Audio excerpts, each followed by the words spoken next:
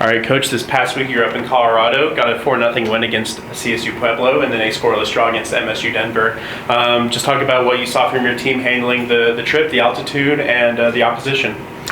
Yeah, I mean, going there, if you offer, a win and a draw on the road, elevation, turf, 12 to 13-hour drive, depending on who's driving, it's a lot. And so to get a win and a draw is good. Getting the 4 goals against Pueblo was nice to see our team. We've been missing one of our strikers up front, and so we've kind of rolled through some different players. So to see goals from different players was really nice. Sanai's goal to start us off, cutting in, hitting a really well-placed shot near post, and then Tina being opportunistic on a corner kick, gets open and taps it in. And then Emily Thames, it was really nice to see her kind of get some confidence out of a goal from distance. And then the last one was early in the second half with Grayson Rasmussen drawing a penalty kick, and then Abby stepping up and doing a good job of placing that. So against Metro, yeah, I mean, they're a very good team. I think that they're going to have one of the strongest strength of schedules in the region. The teams that they're playing Cal Poly Pomona that won last year. They're just playing a lot of really good teams. Western Washington, who's won the national championship a few times. So they're really good. So to get the draw there on the road is good. Having said that, I am disappointed that we had 2 really good chances with 2 freshmen. So we got to be understanding a little bit there, but 2 freshmen get looks that in any other game, in any other situation, you would certainly expect those to be put in. So opportunity lost to get a couple extra points there. But as far as the team goes and our progress moving forward, I thought it was good. Good team building. Had dinner at my in-laws' house. That was nice. Had a little talent show. I'll leave that to the videos that come out as far as the amount of talent there. And it was just a good trip. It was a good trip for us overall.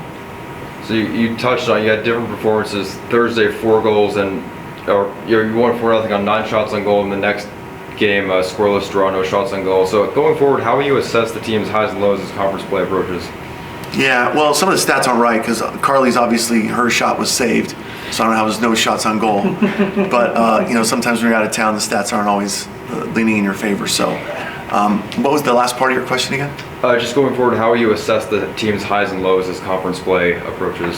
Yeah, I mean, for us right now with the freshmen and the new players, it's kind of game by game and practice by practice. We have to continue to evaluate and see how they do because, for example, Carly doesn't score that goal, and so you're like, okay, well, next time if we get in that open situation, who's going to put it in? So now in practice, she needs to build some confidence back in herself, and then she needs to show us what she can do. So if she gets that opportunity again, we'll have a sense that she can, score there. So that's kind of how it goes. With freshmen, you can't judge, their past because they don't have a past. So it's important for them to show us what they can do over and over and over, so we can gain that same kind of confidence that we have in a player that's been here 4 years, or let's say a redshirt senior that's been here 5 years. We have a small amount of data to make a decision on. So when they have things like that, we know that, hey, you can bounce back from it, but you got to show us first. We're not just going to blindly put them back out there and say, do your best. Gotcha. And then leading into conference play, you face a very familiar opponent to kick off conference action on the road, Dallas Baptist. So yeah. What did you learn from last year's matchups you faced several times, regular and post, and what do you expect this time around?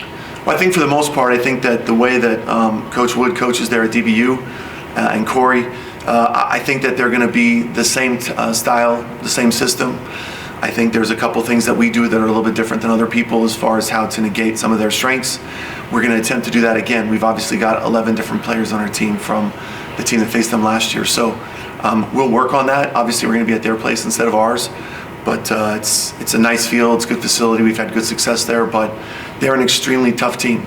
And yes, we've had a run, but at some point, they're going to figure out some things too. And so for us, we need to keep changing, keep improving what we're doing.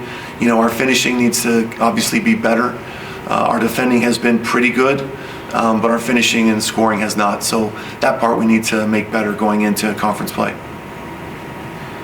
Coach, just looking at the previous road trip as a whole, what do you think that all the adversity that comes with it does for experience-wise for your younger players? Well, I think when you're in an adverse situation, there's a couple of different ways that you can handle it. And one is to panic and, have doubt and those kind of things. And I think that when you develop great team chemistry, you have leaders that will lift some of the younger players and, help them when we can see that they're upset or whatever, and kind of give them some insight. And I think that means a lot to the players. It benefits coming from the players and not from the coach, because it's a different relationship with the coach. And so when the teammates are trying to guide them and push them and encourage them what to do, the players have a little bit more innate faith in what a teammate is telling them. And so I think that's important. The coaches give a lot of strategy, and we still share a ton of information for them.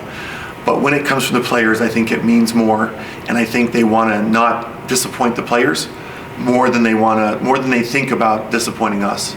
So in those instances where you have troubles and struggles, etc., it's got to be everybody. It is the players. Obviously, the coaches will do what we can as well.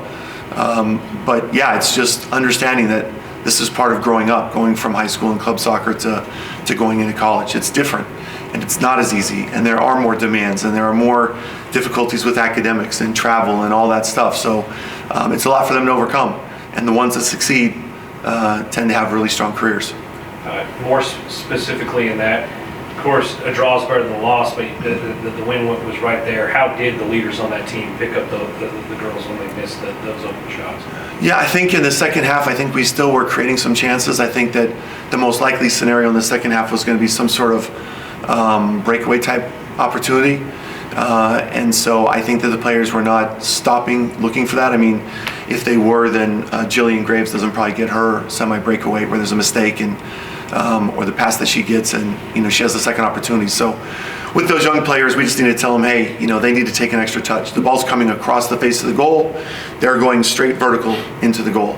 And it's really a difficult thing to do. So that's why baseball is difficult, right? So, it's difficult. She needed to take an extra touch and then place it where she wanted to. And so those are just learning examples that maybe other times they've had those situations come and they didn't know the answer. And so we'll try and give them what we feel is the best answer. And hopefully you'll see those opportunities when they come again. Hopefully you'll see those put in the back of the net. And then obviously, Coach, in terms of record and points, I'm sure you have some frustrations with those. But what would you take away are some bright spots on this team after your non-conference schedule is concluded?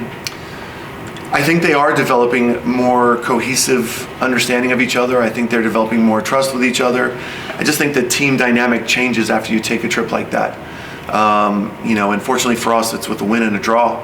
If it's not that, then, it's a little bit more difficult. But I think that the team is developing a more cohesive bond. I think that in attack, we're creating more opportunities. So I think that lends itself to how our midfield is playing and maybe a little bit in how our defenders are playing. So that part's getting a little bit better. I think our wingers can still improve. And I think that up front in that forward position, I think that we can still improve. But overall, I think it's a good group. I think like I said, they're creating a good bond. And I think that will help us in difficult situations that come to us in the future. And then, of course, already touched on DBU. On Saturday, you welcome in Lubbock Christian, 1 o'clock kickoff at the LeGrand Soccer Complex. What do you anticipate from that match? They're going to be tough. I mean, I've watched them in a couple games. I think they beat Pueblo 4-1. They didn't play quite as well against Mines in their first game, but when you finish playing against yourselves and then you go in and you play a team like Mines, it's difficult. So that was their first game, just like it was our first game. We just have more experience having played Mines more times. But Pueblo's going to be good. I think they have a lot of energy. I think in some ways they might be similar even to TWU. TWU has a ton of attacking players. They're scoring a ton of goals, some against good competition. And so they're going to be, Lubbock Christian will be a tough game. I'm glad that, we kind of got hosed on having to go back to Laredo, having to go back to Eastern New Mexico. So I'm glad that Lubbock Christian is going to be playing here at home on grass. So that should be hopefully a little bit of an advantage that hopefully we make the most of. Thank you, Coach. Thank you, Coach. You're welcome.